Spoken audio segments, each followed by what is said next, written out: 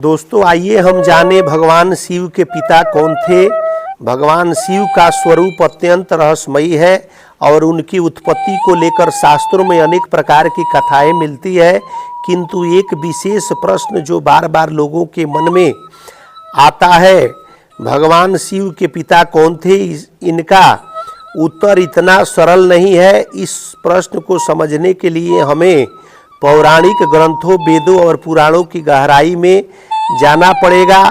आइए इसका रहस्य जानें। तो आप देख रहे हैं यादव 40 आलोक। ऐसे यह वीडियो बहुत इंटरेस्टिंग होने वाली है, तो आप लोग पूरा वीडियो जरूर देखें और ऐसे ही धार्मिक वीडियो के लिए मेरा चैनल को सब्सक्राइब करते रहें। वेदों और उपनिषदों के अनुसार भगवान शिव अजर अर्थात अजन्मा है।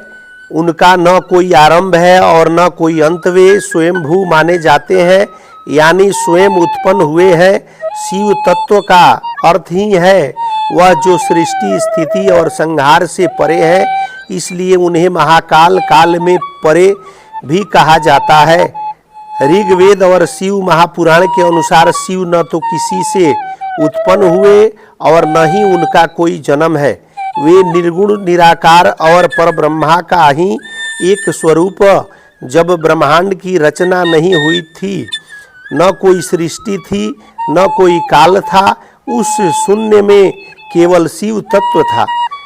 लिंग पुराण और शिव महापुराण में एक प्रसिद्ध कथा आती है, जिसमें ब्रह्मा और विष्णु दोनों एक बार यह तय करने लगे कि उनमें से श्रेष्ठ कौन है। उसी समय एक विशाल अग्नि स्तंभ प्रकट हुआ, जिसकी न तो कोई शुरुआत थी और न कोई अंत। ब्रह्मा ऊपर की दिशा में उड़ चले और विष्णु नीचे ही उड़ गए, पर कोई भी उस लिंग का आदि या अंत नहीं जाना सका। तभी वह अग्निलिंग एक दिव्य पुरुष के रूप में प्रकट हुआ और कहा, मैं ही आदि और अनंत हूँ, मैं ही शिव हूँ। यही कथा यह दर्शाती है कि शिव की कोई उत्पत्ति नहीं थी, वे स्वयं ही सबसे मूल है।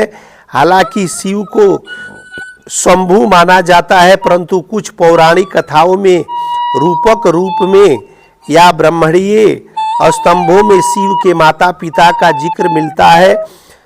श्वेता श्रुतर उपनिषद, वायु पुराण और कुछ वैदिक ग्रंथों में शिव को रुद्र कहा गया है। ऋग्वेद में रुद्र को ब्रह्मा से उत्पन्न एक तामसी पुत्र माना गया है।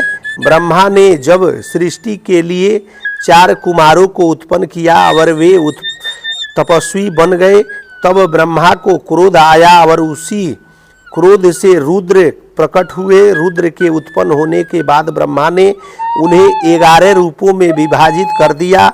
हालांकि यह रुद्र का वर्णन है, न कि संपूर्ण महादेव का। यहाँ रुद्र को शिव के अंश या काल तत्व के रूप में समझा जाता है। तंत्र और शैव ग्रंथों के बताया गया है कि शिव और शक्ति आदि है। शिव को सदाशिव कहा ही जाता है और शक्ति को आदि शक्ति है।